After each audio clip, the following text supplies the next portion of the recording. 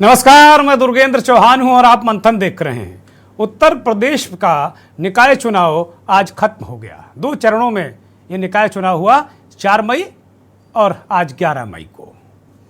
उत्तर प्रदेश में 17 मेयर की सीटें हैं, नगर पालिका और नगर पंचायत, और हजारों की संख्या में पार्षद सभासद भी यहाँ चुने जाते हैं। दोनों चरणों में मतदाताओं का जो रुख रहा वो एक तरीके से चिंताजनक है।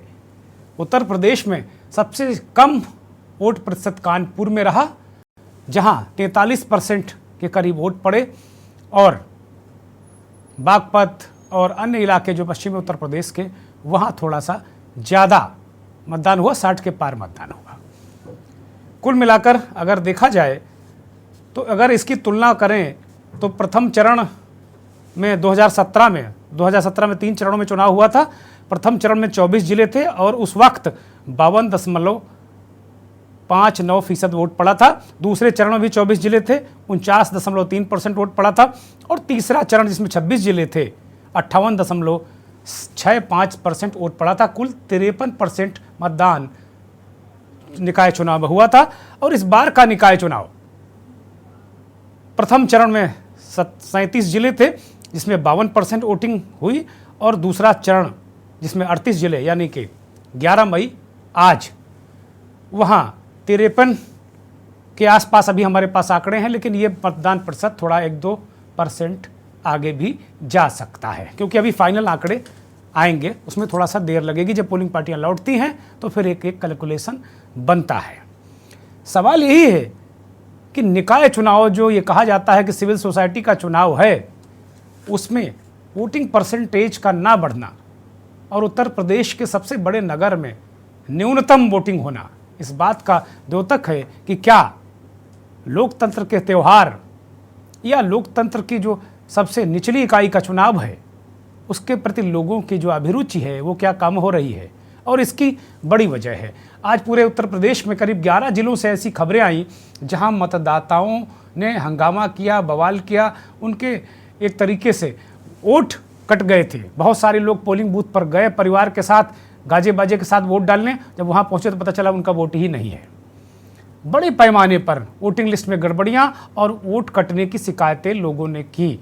ये बड़ा तगड़ा मिसमैनेजमेंट है। सबसे बड़ा सवाल यही है कि हम अगर सरकारें और सिस्टम ने सब कुछ बैंक खाते से लेके आपके पूरे जीवन को आधार कार्ड से लिंक कर दिया है, लेकिन जो आपका मूल अधिकार है मताधिकार, उसको आज तक पूरी तरीके से सुरक्षित नहीं हो पाया है। मताधिकार अगर वास्तव में जो वोटिंग सिस्टम है या वोटिंग राइट है, ये आधार कार्ड से क्यों नहीं लिंक हो पाया अभी तक, ये बड़ा सवाल है।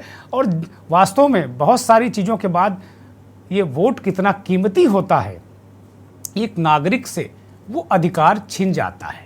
अब इसके लिए जिम्मेदार कौन है? सिस्टम। इसके लिए जिम्मेदार वो नागरिक नहीं है। और इस बार के जो चुनाव में जो स्थानीय निकाय का चुनाव हुआ है, उसमें चुनाव आयोग जैसा सिस्टम मुझे पूरे उत्तर प्रदेश में कहीं दिखा नहीं।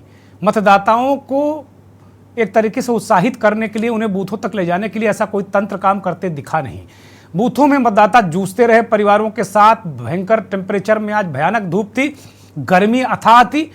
मतदाताओं के एंगल से उनको राहत देने के लिए, उनको सुव्यवस्थित उनका वोट पड़वाने के लिए चुनाव आयोग ने क्या किया, ये चुनाव आयोग अपने सीने पर हाथ रखकर खुद आज सोचेगा तो उसे खुद ही पता चल जाएगा कि उसने काम क्या किया है।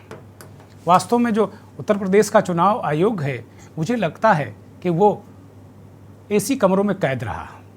बहुत कटु बात कह रहा हूँ। और इससे एक बार फिर सवाल उठा है कि क्या लोकतंत्र की जो वास्तव में जो लोकतंत्र का त्यौहार होता है, या जो सिस्टम को चलाता है चुनाव, वोटिंग राइट, क्या पब्लिक को उसका वोटिंग राइट मिल पाया है क्या? तो जो तस्वीरें हमने देखी वो बड़ी एक अजीब टाइप की स्थिति पैदा करने वाली हैं। और निकट भविष्य में अगर इसी तरीके के रोल में चुनाव आयोग और सिस्टम रहा और इसको अगर आधार कार्ड से लिंक नहीं किया गया वोटर आईडी को, तो मुझे लगता है धीरे धीरे इसमें दिक्कत आने वाली है। मतदाताओं की जो रुचि है वो अरुचि में बदलने वाली है। आज मंथन में यही बड़ा सवाल उठाएंगे। और सबसे बड़ी बात, अगर हम इस बात को कहें कि वास्तव में हम आपको ये आधार, ये एक वोटर आईडी में हम दिखा रहे हैं, ये मेरा वोटर आईडी है। मैं भी आज वोट नहीं डाल पाया, मेरे पूरे परिवार का वोट गायब। सुबह से लगातार मैं दोपहर बाद तक इस प्रयास में था कि किसी तरीके से कहीं मुझे कोई हेल्प मिल जाए। मैं एक जागरूक पत्रकार हूं, मेरे परिवार के भी पढ़े लिखे लोग हैं। मेरा बेटा दिल्ली से वोट डालने के लिए आया था क्योंकि हम सब जागरूक नागरिक हैं। लेकिन ये इस अव्यवस्था का शिकार हमारे जैसे बहुत सारे लोग हुए। हम कोई अपवाद नहीं हैं, हम कोई आकाश से उतरे व्यक्ति नहीं हैं, लेकिन हम अपनी आवाज़ उठाने के बाद भी हमें रिजल्ट क्या मिला? आखिरकार हम वोट नहीं डाल पाए। तो लोकतंत्र के लिए इस तरीके का सिस्टम, इस तरीके की चीज़ें बड़ी घातक है। ऐसे ही बहुत सारे लोग लाइनों में लगकर अपने कार्ड दिखाते हुए वो रहे और उनको वोट डालने के लिए नहीं दिया गया। वो लोगों के लिए सबसे बड़ी दिक्कत रही जो लोग वास्तव में बहुत पढ़ाई लिखाई, बहुत सारी चीज़ों को जानते नहीं हैं, बहुत पढ़े लिखे नहीं हैं। उनको ये नहीं पता था कि आज क्या मेयर और सभासद, पार्षद के वोट एक ही साथ पड़ रहे हैं। उनको ये सब बहुत सारी चीज़ें पता नहीं थी। बस्तियों के वो लोग, बहुत सारे लोग निराश लौट गए, बहुत सारे लोगों के फर्जी वोट भी पड़े, इसमें कहीं कोई संदेह है नहीं। तो हमारा भी वोट छिन गया। हमारा मतलब हम सबका जितना महत्वपूर्ण ये मताधिकार है, इसकी कीमत कुछ भी नहीं हो सकती। बहुत सारे लोग, राजनीतिक दल, अराजक तत्व इसकी कीमत लगाकर लोगों को एक तरीके से मोबिलाइज करके ये वोट ले लेते हैं। लेकिन वास्तव में जो वोटिंग राइट है, ये एक कंपल्सन होना चाहिए। और आज मंथन में हम यही सवाल उठा रहे हैं कि मेरा अधिकार कब सुरक्षित होगा, मेरा जो वोट का अधिकार कब सुरक्षित होगा। जैसे मेरे बैंक खाते का विजिलेंस हो रहा है, जैसे मेरे पूरे जीवन का विजिलेंस हो रहा है। जब मैं रेलवे टिकट करता हूं तो उसको भी आधार कार्ड की ज़रूरत पड़ती है। तो मैं जब वोट डालूं तो आधार कार्ड से मैं क्यों वोट नहीं डाल सकता, या मेरा आधार कार्ड डाल के मेरा वोटिंग पर्ची क्यों नहीं बन सकती? इसका इंतजार मुझे रहेगा।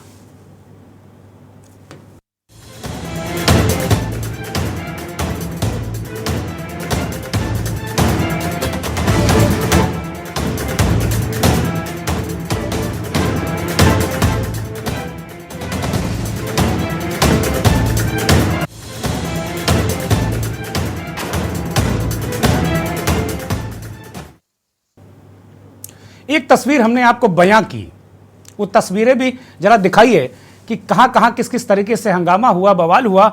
और तकरीबन मेरे पास 11 जिलों से रिपोर्ट थी कि वहां ज़्यादा सीरियस मसला रहा। उसमें कानपुर से बहुत जगह इस तरह की खबरें आई। वो जल्द जिले दिखाए जाएं कि किन किन जिलों में किस तरीके से चीज़ें हुई। ये लाइन लगी रही, बहुत सारे मतदाता आज इस बात के इंतजार में थे कि भाई वो वोट डालने जाएंगे। सुबह से ये आह्वान तो राजनीतिक दल करते रहे कि पहले आप वोट डालिए, फिर नाश्ता कीजिए, फिर पहले मतदान फिर जलपान। ये नारा तो दे दिया, लेकिन ये नारा देकर ये लोग कहाँ चले गए? चाहे पॉलिटिकल लोग हों, चाहे सिस्टम के लोग हों, और ये मतदान में जो लगे लोग हैं, ये उस घनी आबादी के इलाकों के लोग हैं जो मताधिकार का प्रयोग करना चाहते थे। वो लाइन में लगे हुए हैं, बुर्का नसी हैं तमाम, लेकिन उनके वोट गायब हो गए। जैसा मैंने अभी अपना वोटर आईडी दिखाया, ये सज्जन आधार कार्ड, वोटर आईडी दोनों दिखा रहे हैं, इनको वोट नहीं डालने दिया गया। ये कह दिया गया कि आपका तो नाम ही नहीं है।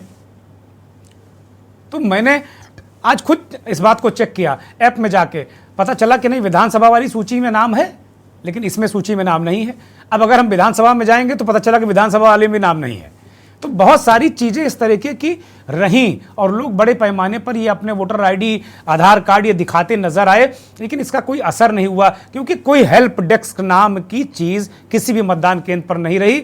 आप मॉडर्न कुछ गुब्बारे लगा देने से, लाल हरे पीले गुब्बारे, पिंक बूथ, मॉडर्न बूथ बना देने से ये सिस्टम सुधरने वाला नहीं है। कम से कम आज इस बात का हमें तो यकीन हो गया।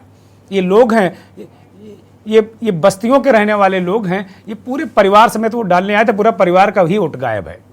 और इनकी क्या कहें, हमारे भी परिवार का वोट गायब है, हमारे आसपास के तमाम लोगों का वोट गायब है, हमारे बस्ती मोहल्ले जहां मैं रहता हूं और मेरे जैसे तमाम शहरवासियों का, एक नहीं पूरे उत्तर प्रदेश में जहां 38 जिलों में चुनाव हुए, वहां से बहुत सारी खबरें आईं ये आरोप भी लगे, और आरोप लगाना लाजमी है। ये बुर्का नसी ये आरोप लगा रही थी कि जानबूझकर एक राजनीतिक दल ने उनके वोट कटवाए। ये बवाल की तस्वीर है, ये वोट जो वोटिंग को लेकर बवाल की तस्वीर। अगर किसी ने सवाल उठाया तो उसकी पिटाई शुरू कर दी, लोगों ने मारपीट शुरू कर दी। तमाम इस तरीके से फर्जी वोटिंग की भी खबरें उत्तर प्रदेश से आईं। इन सब तस्वीरों को हम आपको लगातार दिखा रहे हैं। बहुत सारे लोग जिनको वोट डालने को नहीं मिला, उनके आंखों में आंसू आ गए। एक तस्वीर में लगातार सुबह से देख रहा था अपने ही चैनल पर, वो तस्वीर अगर हो तो दिखाई जाए कि किस तरीके से लोग, आप ये देखिए कि किस तरीके से मार कूट कर इस आदमी को निढाल कर दिया गया। सवाल उठा रहा था ये व्यक्ति कि भाई मुझे अपना वोट डालने दो। जिन लोगों पर वो आरोप लगा रहा था, उन लोगों ने और पुलिस कर्मियों ने उसकी कुटाई कर दी कुल मिलाकर। तो इस तरीके की स्थितियों से एक तरीके से जो लोकतंत्र की व्यवस्था है, जो लोकतंत्र का महायज्ञ है, इसके प्रति लोगों के अंदर अरुचि पैदा हो रही है। ऐसा मेरा मत है, ऐसा मेरा मानना है। इसके लिए दोषी कौन है, कौन लोग दोषी हैं? ये जो आपके सामने ये वो जिले हैं, कानपुर, बरेली, कन्नौज, बुलंदशहर, हाथरस, बागपत, अलीगढ़, मेरठ, मऊ, गाजियाबाद, ये वो जिले हैं जहां सबसे ज़्यादा सर्वाधिक गड़बड़ी पाई गई है। अमूमन शायद ही कोई ऐसा शहर रहा हो जहां वोटर लिस्ट में नाम गायब ना मिले हों या नाम काटे ना गए हों, लेकिन ये जो हम जनपदों के नाम, ये जिलों के नाम, शहरों के नाम जो आपको हम बता रहे हैं, यहाँ पर भयानक गड़बड़ियाँ रही हैं। मोहल्ले से मोहल्ले गायब हो गए, परिवार के परिवार गायब हो गए, टोली की टोलियाँ गायब हो गई, बस्ती की बस्तियाँ गायब हो गई। शायद यही वजह है कि जो लोग वोट डालने मतदान केंद्र तक गए और उनको वोट डालने को नहीं मिला, तो वो बस्ती में आकर उन्होंने कहा कि भाई वोट नहीं है किसी का, दिक्कत है। तो जिसका वोट था भी, उसने बिना देखे ही वो अपना बैठ गया घर में। एक तो इतनी गर्मी, इतनी भीषण तपिश में व्यक्ति अगर वोट डालने जाए और उसका वोट ही गायब हो जाए, तो आप उसकी मनस्थिति को केवल महसूस कर सकते हैं, और वो लोग महसूस नहीं कर सकते जो एसी में बैठकर चुनाव आयोग को चलाते हैं, उत्तर प्रदेश का हो चाहे जहाँ का हो। वो महसूस नहीं कर सकते क्योंकि उनके दिमाग ठंडे होते हैं। लेकिन जब गर्मी में एक गरीब आदमी 50 रुपये या 100 रुपये का ई रिक्शा करके वो अपने पूरे परिवार को लाद कर, मैं बैठाना नहीं कहता, लाद कर, क्योंकि जो परिवार की संख्या ज़्यादा होती, साधनहीन व्यक्ति लादता है लोगों को, उस ई रिक्शे में लाद कर जब वोटिंग सेंटर पर जाता है, मतदान केंद्र पर जाता है, और वहाँ 2 टका से जवाब मिल जाता है कि आपका तो नाम ही नहीं है। वो हुज्जत करता है, उलझता है, तो बदले में उसे चांटे मिलते हैं, तमाचे मिलते हैं। पुलिस वाले ऐसे ऐसे घुटनों से मारते हैं उसको, ये कुहनी, घुटने नहीं कुहनी, इससे मारते हैं, घुटने भी चलाते हैं। तो इस तरह की स्थितियाँ, परिस्थितियाँ अगर दिखेंगी तो बहुत मुश्किल होगा। मैं बहुत आज कोई आरोप प्रत्यारोप मैं इस चैनल के माध्यम से और इस कार्यक्रम के माध्यम से मैं नहीं करना चाहता, लेकिन मैं वो तस्वीर जरूर दिखाना चाहता हूँ कि वो स्थितियाँ, परिस्थितियाँ हुई हैं। अब एक तस्वीर आपने देखी है सिस्टम की, कि तंत्र कितना गैर जिम्मेदार हो गया है। अब अगर किसी पर आप सवाल उठाएंगे तो आप पे वो 10 सवाल उठा देगा। तो जो तंत्र की गैर जिम्मेदाराना हरकत है, उसको हमने यहाँ पर रखा है। कुछ और तस्वीरें जरा दिखाई जाए किस तरीके से मारकूट बवाल मच रहा है। अगर स्थितियाँ माफ कीजिएगा, स्थितियाँ परिस्थितियाँ इसी तरह रही तो लोग वास्तव में अपने आप में वोट डालना एक जंग है, और ऐसी मनस्थिति में जो वोटिंग परसेंटेज लगातार गिर रहा है और गिरता रहा है, उसका सबसे बड़ा कारण यही है कि हम ये सुनिश्चित नहीं करा पाए। और एक दूसरा इसका दूसरा पहलू है कि आप 40%, 48%, 42% आप जो वोटर हैं, उसमें आप नेता चुन लेते हैं, उसमें आप सांसद विधायक चुन लेते हैं, उसमें आप मेयर चुन लेंगे, उसमें सभासद चुन लेंगे, उसमें नगर पालिका का चेयरमैन चुन लेंगे, नगर पंचायत का चेयरमैन आप चुन लेंगे। कैसे?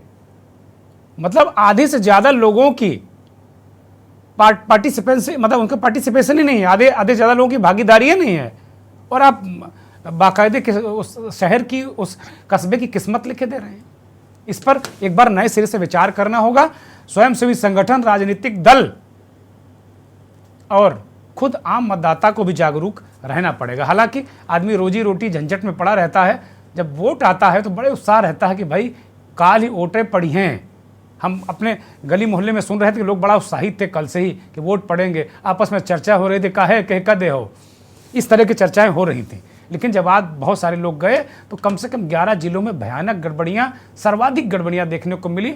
और कमोबेश शायद ही ऐसा कोई शहर जिला रहा हो जहाँ वोटर की जो वोटिंग लिस्ट है या वो जो वोटर लिस्ट है उसमें कहीं गड़बड़ियाँ न हुई। तमाम जगह मशीनें भी ख़राब हुई, तमाम जगह। आपको बता दें कि शहरों में जो चुनाव हो रहे हैं वो ईवीएम से हो रहे हैं, और जो ग्रामीण इलाकों में जो नगर पालिका के चेयरमैन, नगर पंचायत और जो वहाँ के सभासदों, जो कस्बों के चुनाव हो रहे हैं वो बाकायदे बैलेट से हो रहे हैं।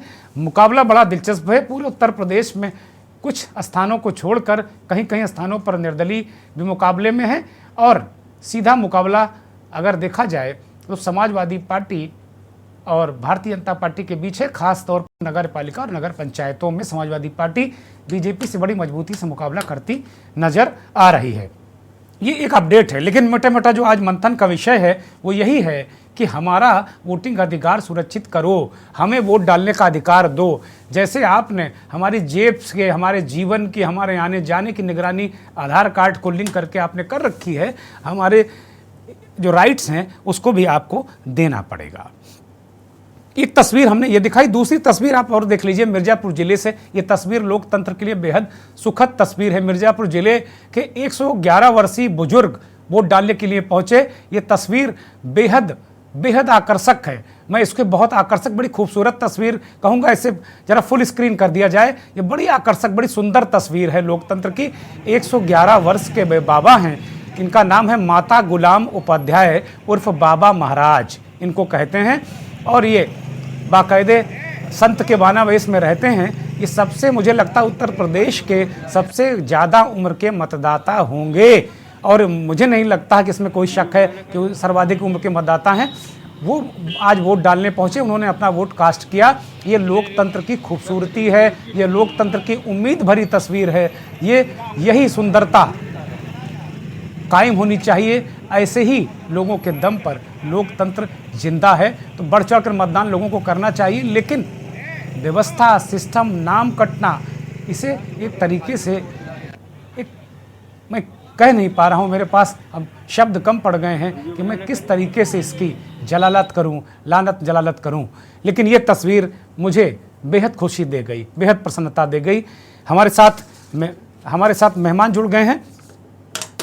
समर्थ मिश्रा एक युवा पॉलिटिकल एक्टिविस्ट हैं और उस चुनाव को बहुत करीब से उन्होंने इस निकाय चुनाव को देखा है।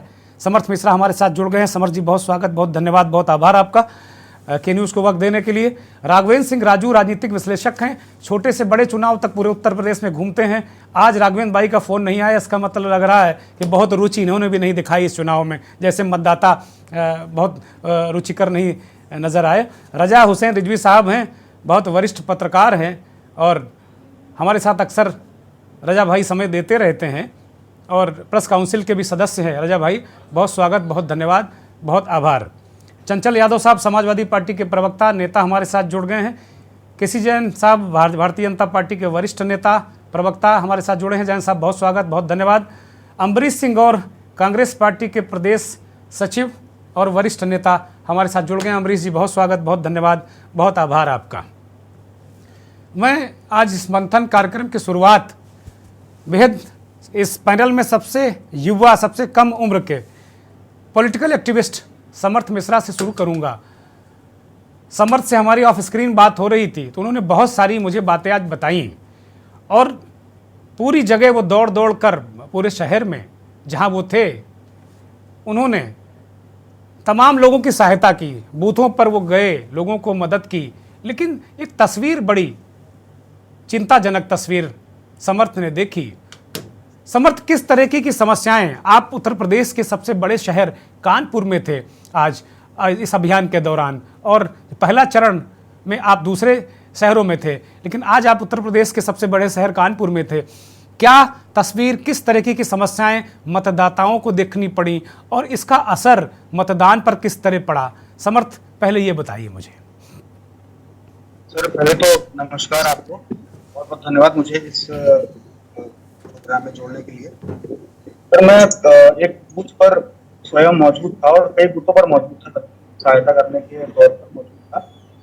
सर, मेरे पास कई लोग आ रहे थे,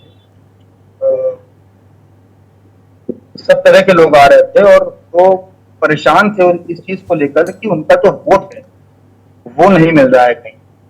वो लोग मेरे पास आ रहे थे कि भाई मैं 4-5 बूथों में घूम कर यहाँ पर आया हूँ और कहीं पर भी मेरा वोट जो है वो उपलब्ध नहीं है।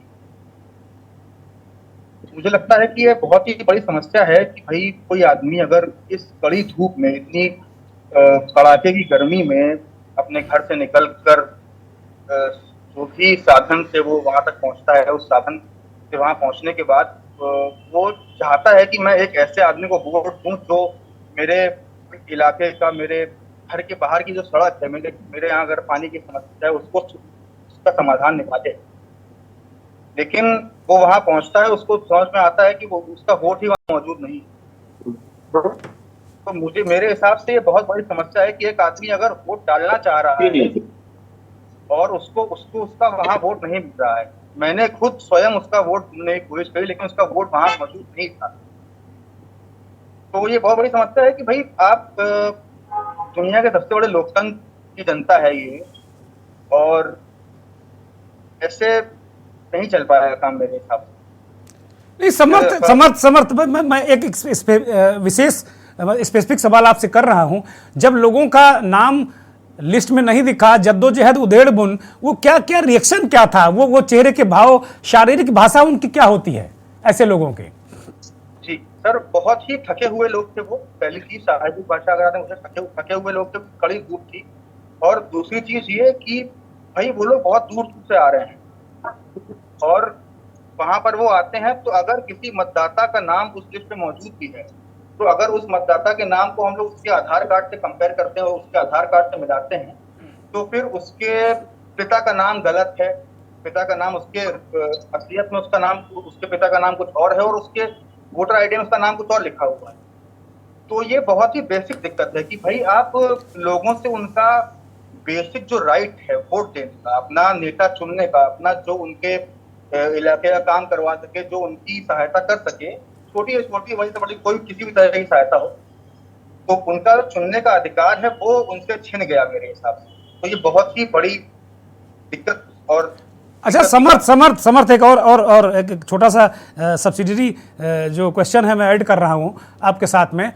जो लोग आपके पास आए उसमें बहुत सारे ऐसे लोग होंगे जो बहुत पढ़े लिखे नहीं होंगे, बस्तियों के रहने वाले लोग होंगे, जो रोज़मर्रा का काम करते हैं वो लोग होंगे, चौका बर्तन करने वाली महिलाएं होंगी, बहुत सारे जो ऐसे लोग होते हैं जिनको बहुत पढ़ाई लिखाई नहीं होती, उनके जीवन में बहुत समझ नहीं पाते, लेकिन वो वोट के प्रति बड़े उत्साहित रहते हैं। हो सकता है कि 10-20-25 रुपये 50 रुपये कोई रिक्शा करके परिवार भर आए हों और फिर उन्हें वापस जाना पड़ा हो। समर्थ?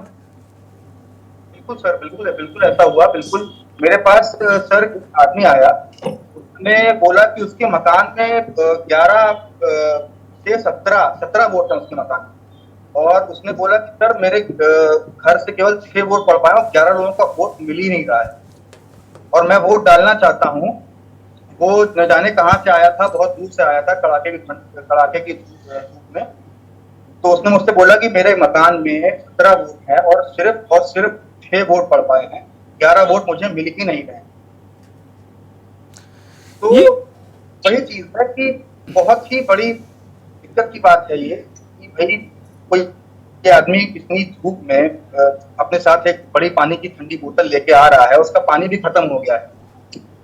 अब अगर जैसे अभी तस्वीरें देखी हम लोगों ने कि भाई कई लोग बेहोश हो जा रहे हैं और कुछ है, तो ये, और बूढ़े लोग मेरे पास आ रहे हैं कि सर मेरा वोट नहीं मिल रहा है। तो मैंने जितनी मैं उनसे सहायता अगर कर सकता तो मैंने की, और जिन लोगों का मिला तो जिन लोगों का नाम मैच हो गया तो उनके घर में जो उनके पिताजी का नाम है वो मैच नहीं हो रहा, उनके जो आईडी जो लेके आए थे, आधार कार्ड या पैन कार्ड जो भी वो लेके आए।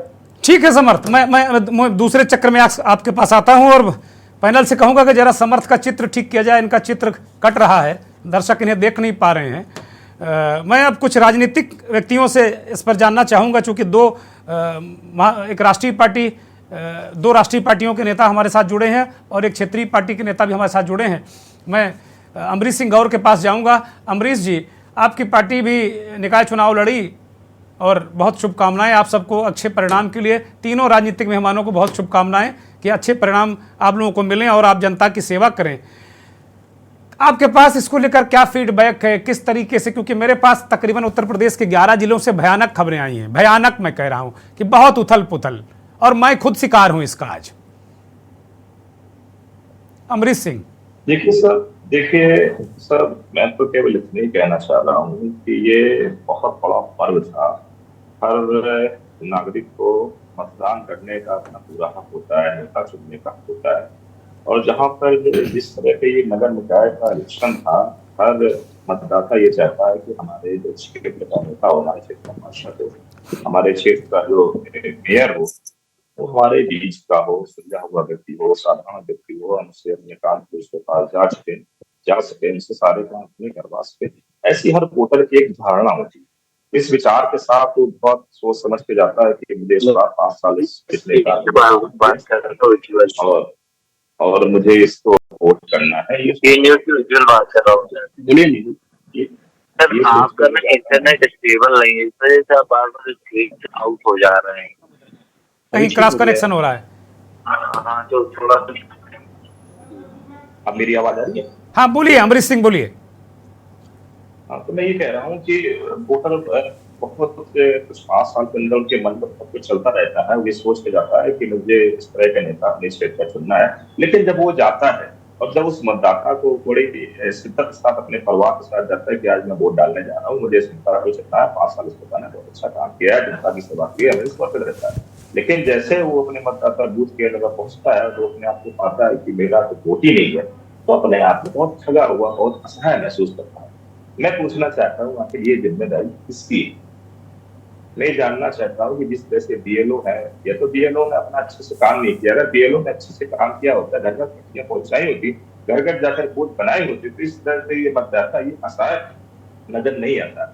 ये बहुत ही दुखद है, क्योंकि इसी के सारे हम अपने क्षेत्र का, अपने शहर का, अपना प्रदेश का, अपना देश पे हम नेता चुनते हैं, अपने विकास के लिए चुनते हैं, तमाम चीजों की चुनते हैं। और जब हम वोट अपना मताधिकार का प्रयोग ही नहीं कर पाते हैं तो निश्चित तौर से हम बड़ा महसूस। अमरीश जी, आपके पास भी कुछ सूचनाएं आई होंगी तमाम जगह से, क्योंकि आप प्रदेश के पदाधिकारी हैं। तमाम लोग आपको उत्तर प्रदेश के जो 38 जिलों में आज चुनाव हुआ है वहां से फोन कर रहे होंगे। पहले चरण में लोगों ने आपको फोन किए होंगे कि भाई बड़ी दिक्कतें हैं। बिल्कुल। आज मैं कानपुर में था और एक हमारा वार्ड लगता, वार्ड 81 कौशलपुरी।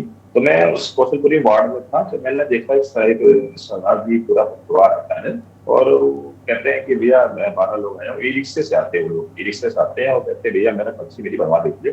जब मैं उनसे कहता हूँ भैया देखो, जब उनका वोट देखो, मेरा पर्ची बना दो, सब वो देखते हैं, उनका लिस्ट का नाम नहीं, पूरे परिवार का नाम गायब है। मोहल्ले के मोहल्ले, गली गली आते गायब है। बहुत लोग अपने आप को ऐसा मतलब फील कर रहे थे कि हम आपको बता नहीं सकते हैं। बड़ी उम्मीदों के साथ लोग वोट करने आए थे, अपना नेता चुनने आए थे, लेकिन जब उनको मतदान करने का उनको अवसर नहीं मिला तो अपने आप बहुत असहाय, बहुत दुखी महसूस कर रहे थे। मैंने खुद फील किया अपने सामने वाला।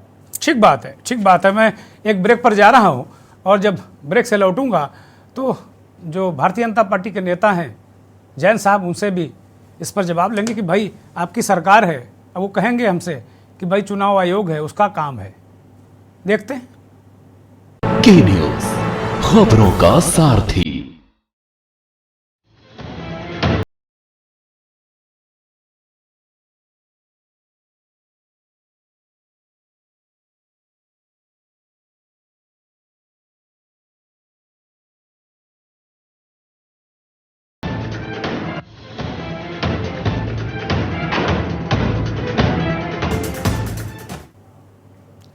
बड़ा सवाल यही कि क्या हमारा मताधिकार ये कब सुरक्षित होगा, कब हम ये तय कर पाएंगे, ये हम ये निश्चित जान लेंगे कि हमारा वोट तो पड़ेगा ही, कुछ भी हो जाए लेकिन वोट पड़ के रहेगा। ये व्यवस्था कब सुनिश्चित होगी, कौन सुनिश्चित करेगा? मंथन में आज हम यही बड़ा सवाल उठा रहे हैं और इसी वजह है कि उत्तर प्रदेश का जो निकाय चुनाव हुआ संपन्न हो गया। 2 चरणों में हुआ था, 4 मई को, आज 11 मई को। और आज और पहले चरण में भी बहुत सारे स्थानों से वोटर लिस्ट में नाम गायब होने के, मोहल्ले के मोहल्ले, गली की गली, परिवार के परिवार, ये खबरें आई। ये बड़ा अहम विषय है। मुझे लगता है कि समाचार माध्यमों में, अखबारों में तो ये विषय दिख जाता है, लेकिन इलेक्ट्रॉनिक और डिजिटल में ये विषय बहुत कम दिखता है। सोशल मीडिया सबसे तेज़ है। अगर सोशल मीडिया ना हो तो बहुत सारी चीज़ें आपको पता ही नहीं चलेंगी। लेकिन ये खबरें, इस तरह की मुद्दे अब शायद टीवी के भी लिए बड़े रसीले मुद्दे नहीं रहे, बड़े नीरस मुद्दे रहे। लेकिन हम एक जिम्मेदार चैनल होने के नाते हम हरदम, यह मेरा अपना मानना है, के न्यूज़ का ये मत है कि हम वो मुद्दे उठाते हैं जो जनता को सीधे इफेक्ट करते हैं, सीधे प्रभाव डालते हैं। भारतीय जनता पार्टी के नेता जैन साहब हमारे साथ जुड़े हैं।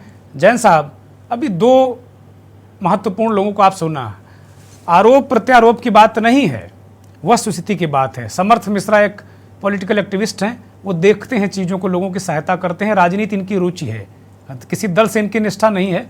ये यूनिवर्सिटी ऑफ दिल्ली के विद्यार्थी हैं और पॉलिटिकल साइंस के, और पूरी इनका एक सगल है, एक शौक है इनका कि पूरे देश में जहाँ भी चुनाव होता जाते हैं, लोगों की सहायता करते हैं, इस तरह के काम ये करते हैं। अभी समर्थ ने भी वो तस्वीर आपके सामने रखी, अमरीश सिंह और पॉलिटिकल व्यक्ति हैं, उन्होंने भी अपनी बात रखी। कैसे सुधरेगा, कैसे चीज़ें ये बेहतर होंगी? जैन साहब अनम्यूट करिए। जी, आवाज मिल रही है हमारी? हाँ, दर्शक सुन रहे हैं, बोलिए। जी, ये दुर्गेन जी, पहली बात तो ये कि जो पॉलिटिकल एनालिस्ट है समर्थ जी, उनको धन्यवाद कि ऐसे ही लोगों की राजनीति में आवश्यकता है। और राजनीति का मतलब सिर्फ ये नहीं कि आप किसी पॉलिटिकल पार्टी से बंद करके रहें तभी आपकी राजनीति है। राजनीति का मतलब है नेतृत्व, और समाज के लिए आप काम करें, आप आगे आए। और हमें लगता है समर्थ जी उसमें महती भूमिका निभा रहे हैं। जिस प्रकार से वो चुनाव में जगह जगह जा रहे हैं, और आज आपके चैनल के माध्यम से उनसे भेंट मुलाकात भी हो रही है, तो मैं उनको उनके कार्य के लिए धन्यवाद देता हूँ। और दुर्गेन जी, आपको भी धन्यवाद कि आप एक ज्वलंत विषय लेकर के आए हैं। देखिए दुर्गेन जी, मैं वर्तमान पार्टी जो सत्ता में है उससे जुड़ा हुआ हूँ, तो सवाल हमसे ज़रूर है, लेकिन हम भी उन्हीं चीज़ों से गुजरे हैं जिन पे आप सवाल खड़ा कर रहे हैं। दरअसल 4 तारीख को जब लखनऊ में चुनाव था, तो हम तमाम सारे बूथों पर यहाँ पर गए और कई वार्डों में गए, और हमने तो पूरा वेबसाइट जो सरकार की थी डाउनलोड कर रखी थी। उसमें तमाम सारे लोगों के वोटर कार्ड जो थे, वोटर कार्ड पे उनका नंबर और नाम डालने पे चीज़ें आ जाती थी, और उसमें लिस्ट में ढूंढने में आसानी होती। तो तमाम सारे लोगों की हमने उस तरीके से भी मदद की वोटर लिस्ट में नाम ढूंढवाने में, वोट डलवाने में। लेकिन एक चीज़ है दुर्गेन जी कि जो BLO है, BLO ने जो अधिकारी हैं, उनकी इस चुनाव में बड़ी महती भूमिका रही जी। और कई जगहों पे मैं जब बूथ पर गया, और वहाँ पर मैंने, चूंकि बूथ पे उनके BLO के नाम नंबर लिखे होते हैं, तो संपर्क किया तो पता चल रहा है कि वो कह रहे नहीं मेरा बस्ता उनके पास में, और वो देख रहे हैं उनकी जगह। कई जगह पे मौजूद भी मिले, कई जगह पे मिले, लेकिन कई जगह पे नहीं मिले, और कहा कि नहीं मेरी जगह पे वो देख रहे हैं, मेरा स्वास्थ्य खराब है, मैंने उनको जो है जिम्मेदारी दी, आप उनसे बात कर लीजिए। और उनसे ये पूछने से पहले कि उनका नंबर क्या है, उससे पहले वो BLO महोदय का फोन भी कट गया। तो देखिए, ये कुछ अधिकारियों की लापरवाही रही है। लेकिन एक चीज है दुर्गेन जी उसके साथ में, कि जो वोटर लिस्ट में नाम है, अभी आपने एक प्रश्न उठाया अपने प्रोमो में कि जो वोटर लिस्ट है उसमें विधानसभा में नाम है तो इसमें भी नाम होगा, या लोकसभा में नाम है तो विधानसभा की लिस्ट में नाम होगा। देखिए, जब वोटर लिस्ट पूरी कंप्लीट होती है तो उसके पहले उसका प्रदर्शन किया जाता है, और उसमें संशोधन के लिए समय दिया जाता है, समय मांगा जाता है। जो लोग उसमें नाम बढ़वाना चाहते हैं, जिनको लगता है कि उनके पड़ोस का व्यक्ति यहाँ नहीं रहता है, या कई लोगों के ऐसे भी।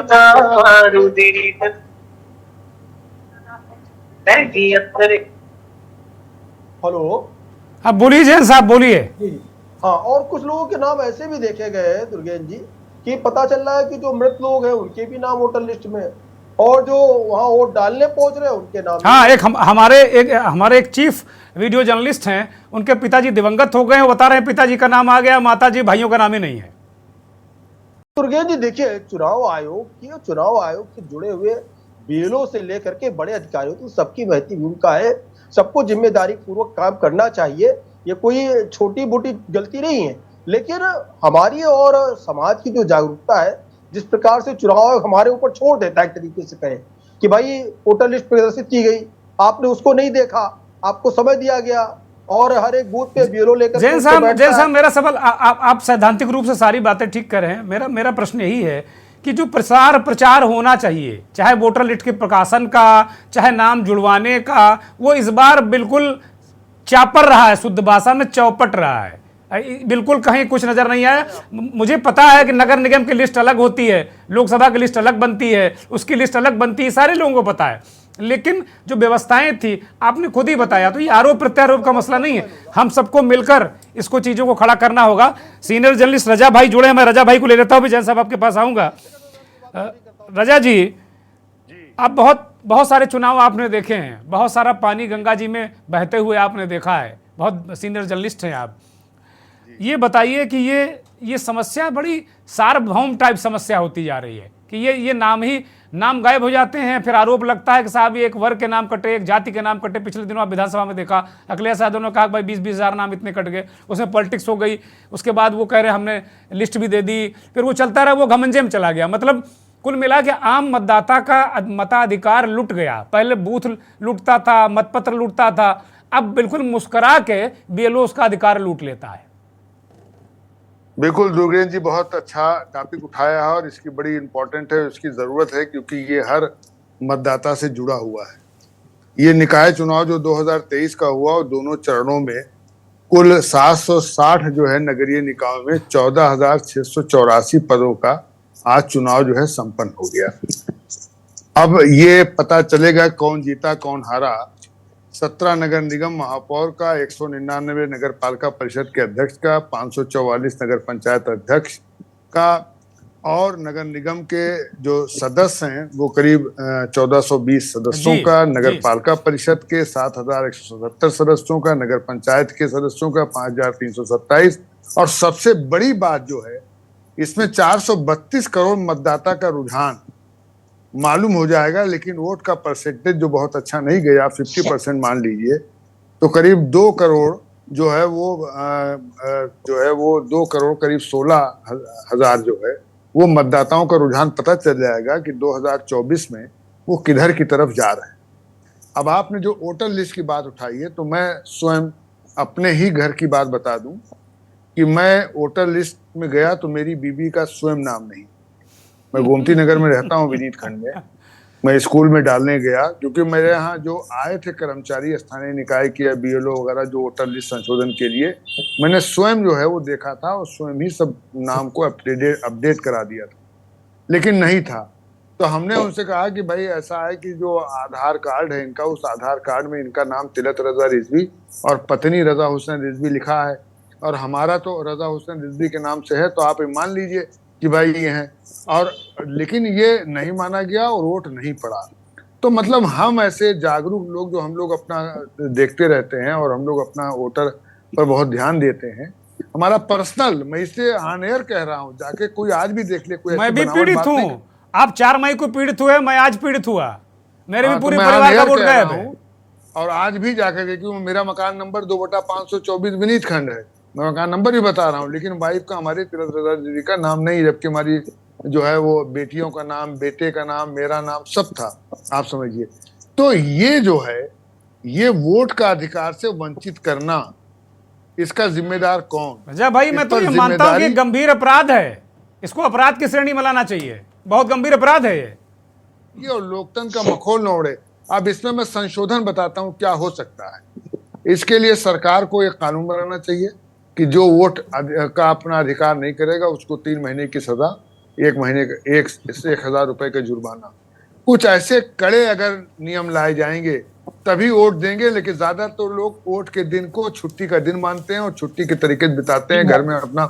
रजा भाई, आपकी बात ठीक है।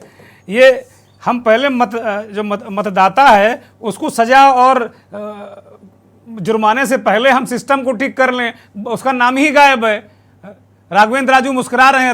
राघवेंद्र जी, जब आप देखिए कि उसमें आप हमारे खाते के अंदर जो है वो आधार कार्ड जुड़ रहा है, हर जगह आधार कार्ड जुड़ रहा है, तो खाली इलेक्शन जब कहा जा रहा है 1 nation 1 tax 1 product 1 district 1 product, income tax काटना होगा तो आधार कार्ड तुरंत लिंक कराओ, नहीं वरना जुर्माना हो जाएगा। चंचल यादव को ले लेते हैं पहले। चंचल यादव समाजवादी पार्टी के नेता, बोली चंचल, फिर मैं जाऊंगा राघवेंद्र जी के पास। रजा भाई, मैं अगले चरण में आता हूं आपके पास, बोली चंचल।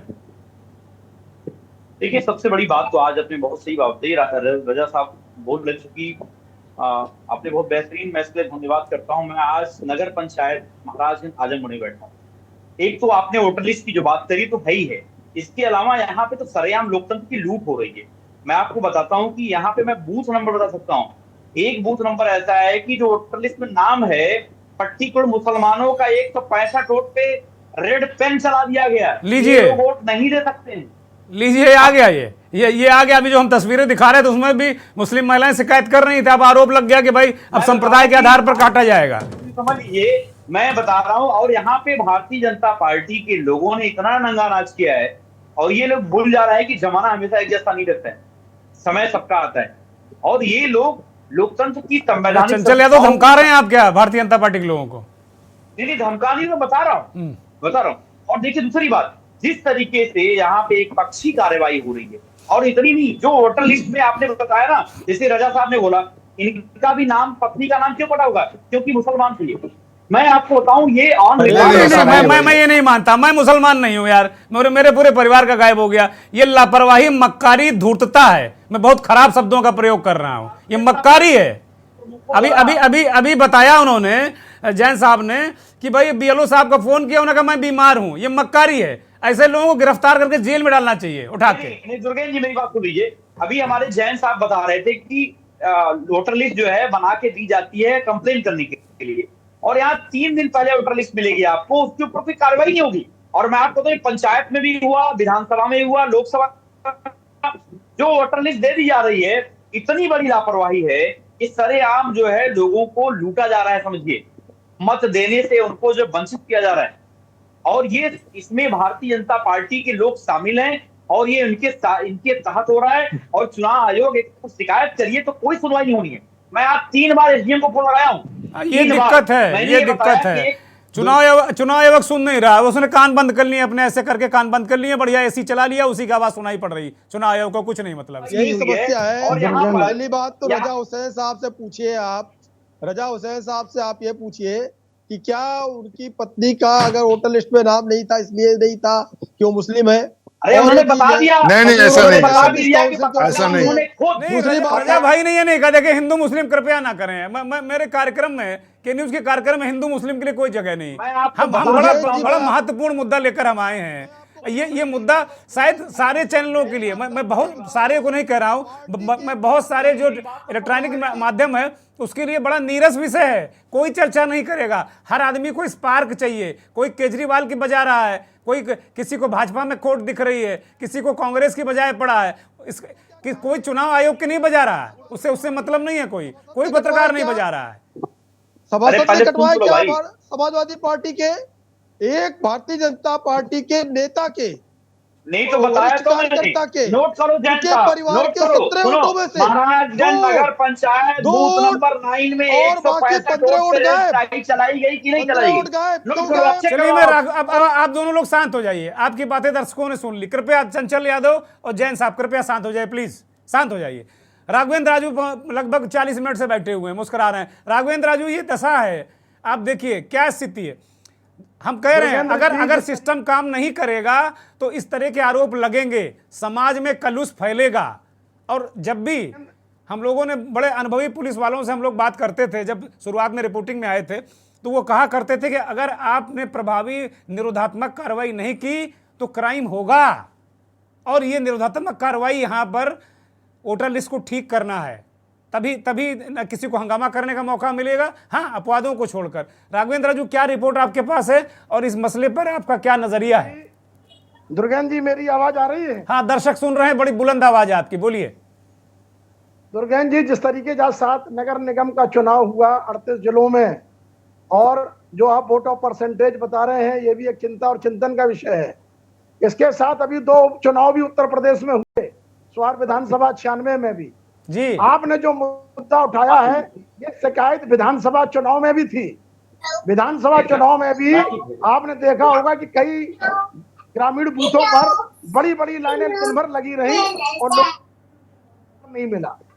नैतिक तौर पर है कि जब जो मतदान और मतदाता अगर उसको वोट डालने का, ये कुछ डिस्टर्बेंस है, बाकी साथी अपने आप माइक को म्यूट कर लें। राघवेंद्र जी बोल रहे हैं केवल। मेरी बात कंप्लीट होने दीजिए, मेरी बात कंप्लीट हो पाएगी। और आपने जिक्र किया चंचल यादव, मैं आ रहा हूँ आपके पास। चंचल यादव, राघवेंद्र जी आधी बात बोल गए, उनको बोलने दीजिए, मैं आ रहा हूँ। बोलने लगे थे जैन साहब बीच में।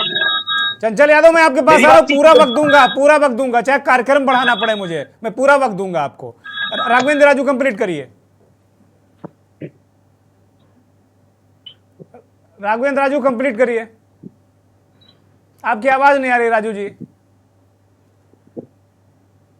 अरे सर मेरे यहाँ भी नेटवर्क प्रॉब्लम, मुझे 25 सेकंड बोलने दीजिए। हमें लग रहा है कि चंचल यादव बेहद व्यग्र हैं। बोलिए चंचल जी, आप ही बोलिए। देखिए, आपने बताया, बहुत अच्छी बात रखी कि जिस तरीके से विधानसभा के अंदर हर विधानसभा से तकरीबन 10,000 11,000 वोट काट दिए गए थे, और बाकायदा हम लोगों ने चुनाव आयोग के हमारे राष्ट्रीय अध्यक्ष जी ने बाकायदा पूरे विधानसभाओं से सबों लिस्ट दी, और उसके ऊपर कोई सुनवाई नहीं, कोई कार्रवाई। आपने जो बात उठाई है वो गलत थी, और आप जो कह रहे कोई कार्रवाई नहीं हुई। और माननीय चुनाव आयोग जो है, आप सोचो आज के समय में किस हाल में बना के रख दिया है चुनाव आयोग को। जितनी संवैधानिक संस्थाएं हैं उसका सरेआम दुरुपयोग हो रहा है। भारतीय जनता पार्टी के लोग जो है मूक दर्शक बने हुए बैठे हुए हैं, लेकिन उन्हें समझना चलिए ठीक है चंचल यादव, आपका आरोप आ गया। 10 सेकंड का रिएक्शन, फिर मैं राघवेंद्र जी के पास जाऊंगा, उनको समय बिल्कुल नहीं मिला। राघवेंद्र जी मैं आपके पास आ रहा हूं, राघवेंद्र जी मैं आ रहा हूं आपके पास। जैन साहब जी, भाई सुन नहीं पा रहे हैं, ऐसे नहीं हो पाएगा, ऐसे चर्चा ही नहीं हो पाएगी। मुझे लगता है मतदाताओं की आवाज भी ऐसे ही लोकतंत्र में दब जाती है। जो ये शोर होता है लोकतंत्र का, सब एक दूसरे के ऊपर टीटी करने लगते हैं, फिर मामला दब जाता है वो। राघवेंद्र राजू कंप्लीट करिए, आपकी आवाज नहीं आ रही, बोलिए राघवेंद्र जी। दुर्गेंद्र जी, जो नैतिक बात है, मतदाता को मतदान अपना करने के लिए आपने जो बात कही है कि आखिरकार लोगों में जागरूकता कैसे आए, तो मैं चाहता हूं, बहुत सारे लोगों ने यह प्रश्न उठाया था, मतदाता पेंशन लागू कर दीजिए आप।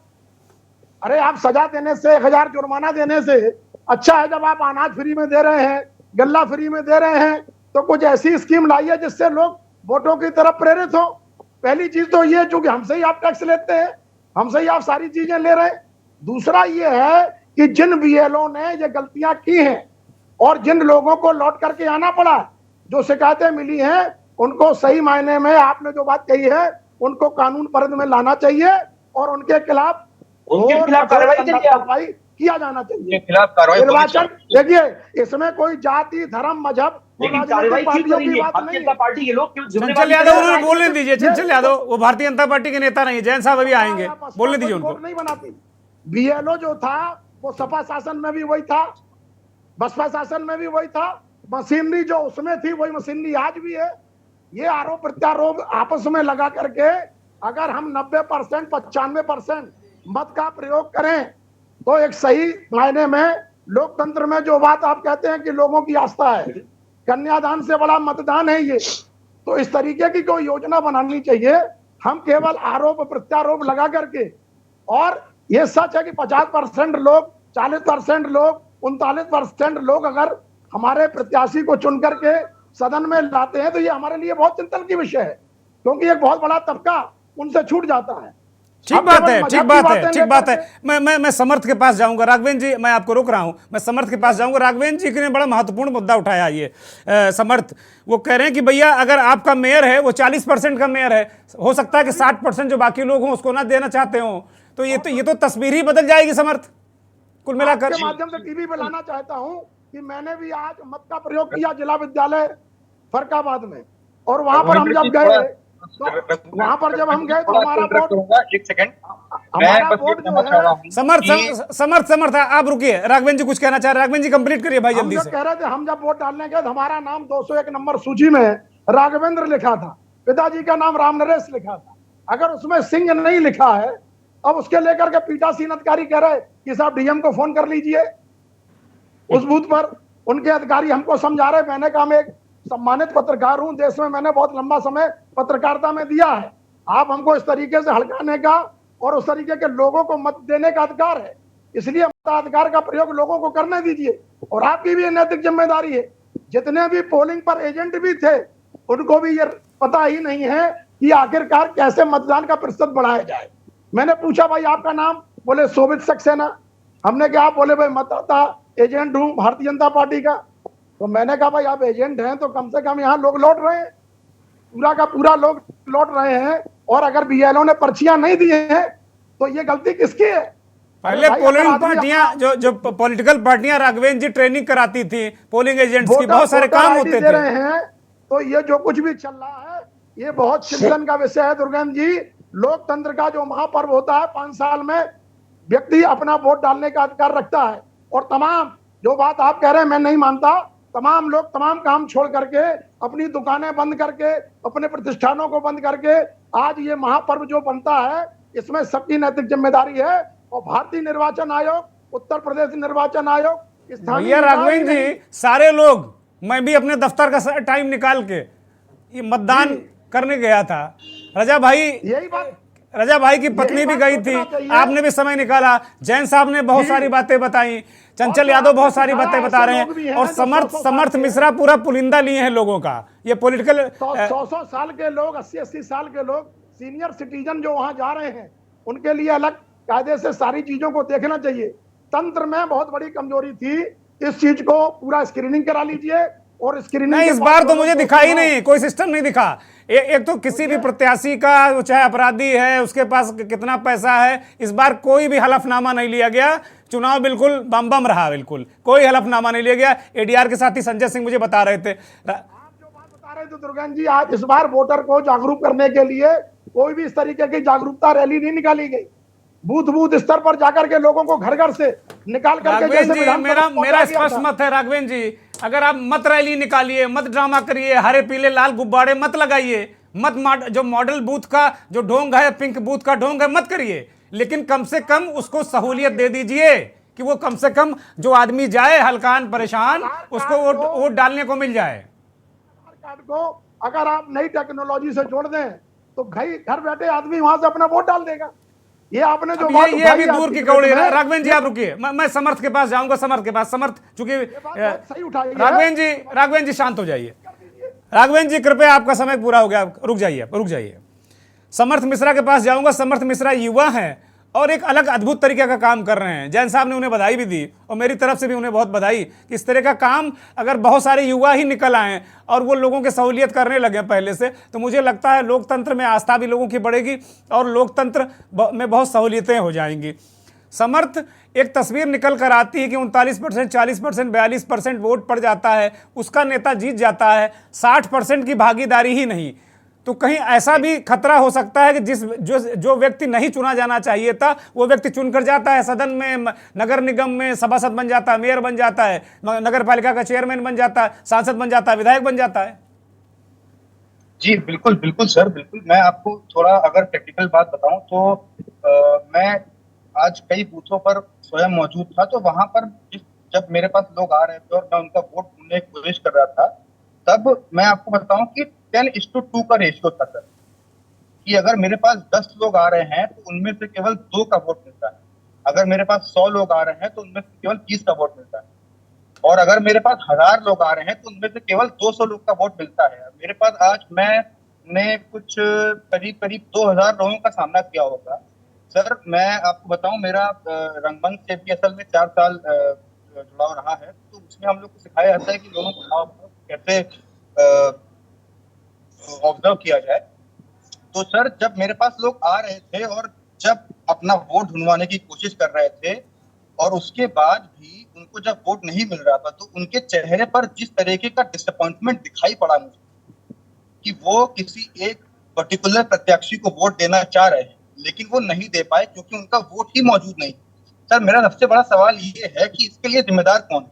और दूसरी चीज ये कि आजकल हम लोग को डेली नई स्कीम सुनाई पड़ती है कि भाई आधार से अपना पैन लिंक कराओ और इससे ये लिंक कराओ, उससे वो लिंक कराओ, वरना बैंक में दिक्कत होगी, आगे जाके आपको अपने उसमें दिक्कत होगी। तो सर, इसमें जो इलेक्शन का जो काम 1,000 रुपए चार्जेस लिए जा रहे हैं, पैन कार्ड को आधार कार्ड से लिंक करने के लिए 1,000 रुपए की चार्ज लिए जा रहे हैं। आप सोचो खुली लूट है कि नहीं लूट है? नहीं संतोष जी, उसमें ये चीज है, मैंने मतलब जितना मैं समाज में आप करवा लीजिए, वर्तमान में चंचल कंप्लीट करने दिए। समर्थ बड़ी महत्वपूर्ण बातें कर रहे हैं, उनको कंप्लीट करने दीजिए। बोलिए समर्थ। चंचल जी, मैं शायद आपसे समाज में कम ही रहा हूँ, लेकिन जितना भी मैं रहा हूँ उससे, जितने भी लोगों से मैं मिलता हूँ, उससे मुझे ये मालूम पड़ा है कि भाई अगर उनके आधार से उनका पैन लिंक नहीं है तो उनको ऐसा लगता है कि भाई उनको बैंक में दिक्कत होगी, ये होगा वो होगा। कई लोग हमारे देश में, हमारे शहर में, हमारे कस्बे में, जहाँ भी कई लोग ऐसे हैं जो पढ़े लिखे नहीं है, उनको पता ही नहीं है कि भाई मेयर का और पार्षदी दोनों का चुनाव है कि उनको पार्षदी में एक वोट डालना है, मेयर में एक वोट डालना है। तो मेरा सवाल यही है कि भाई अगर आधार और पैन लिंक करा के आप बैंक के कामों के लिए आप ये करा रहे हो कि अपने आधार से अपना पैन लिंक कराओ, तो चुनावों में ऐसा क्यों नहीं हो सकता है कि आप उनके आधार कार्ड से उनका जो है वोट बने? कई लोग मैं भी कहा कि कई लोग मेरे पास ऐसे आए, उनका जो नाम था, उनका नाम उन्होंने मुझसे तो अपना वोट बनवाया, उनका नाम मैंने डाला, उनका नाम मुझे मिल भी गया, लेकिन उनके जो पिताजी का नाम या उनके पति का नाम जो है वो उसमें गलत छपा हुआ था। किसी के पिता का नाम अगर फॉर एग्जांपल राम कुमार है तो उसमें राकेश शर्मा छपा हुआ है।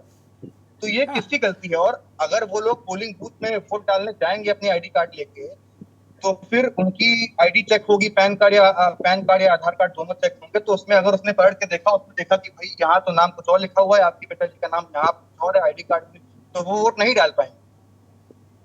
और तो यही सवाल मेरा यही है कि भाई इसका जिम्मेदार कौन है? जो हम लोग के बीएलओ घूमते हैं कि भाई आपका वोट बना दें, आपका वोट बनाते हैं, इनका वोट ये है, उनका वोट वो है, तो ये घूमते हैं तो क्या करते हैं? और इसका ये इस चीज की जिम्मेदारी कौन लेगा? ठीक बात है, बड़ा सवाल। अब चूंकि वक्त खत्म हो चुका है, अब मुझे लगता है कि जैन साहब से एक छोटा सा कमेंट, उसके बाद रजा भाई फाइनल कमेंट के लिए जाएंगे रजा भाई के पास।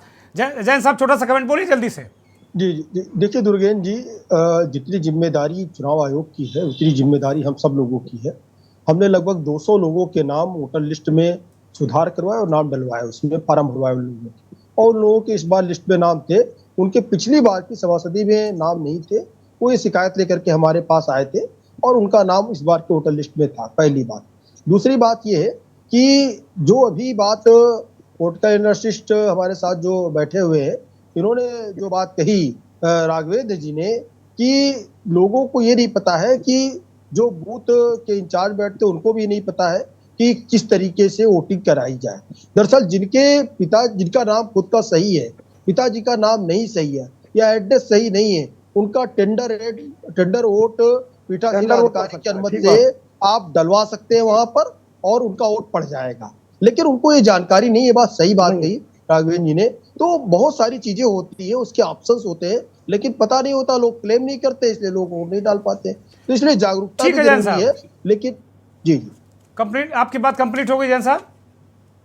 जी दुर्गेश जी, बस यही कहना है कि देखिए हम लोगों को भी पूरी बहती भूमिका निभानी चाहिए चुनाव में, और सिर्फ वोटर जिस दिन वोटिंग हो उस दिन घर से निकल के पहुंच जाए, वोटर लिस्ट में नाम है नहीं है, तब तो दिक्कतों का सामना करना पड़ेगा। ठीक बात है, ठीक बात है, ठीक बात है। चंचल यादव जल्दी से 10 सेकेंड वहां पर उसमें संशोधन के लिए। देखिए दुर्गेश जी, सबसे बड़ी बात यह है, ये भारतीय जनता पार्टी के द्वारा एक सोची समझी साजिश के तहत लोगों को मत देने से वंचित किया जा रहा है। मैं चैलेंज करता हूं, मैंने आपको बताया कि वोटर लिस्ट में जो गड़बड़ी करी रहे हैं उसके अलावा, अरे क्या बात करते हैं आप सोची समझी साजिश कर रहे हैं। अरे भारतीय जनता पार्टी के तमाम जैन साहब गलत बात है, आप बोल रहे थे।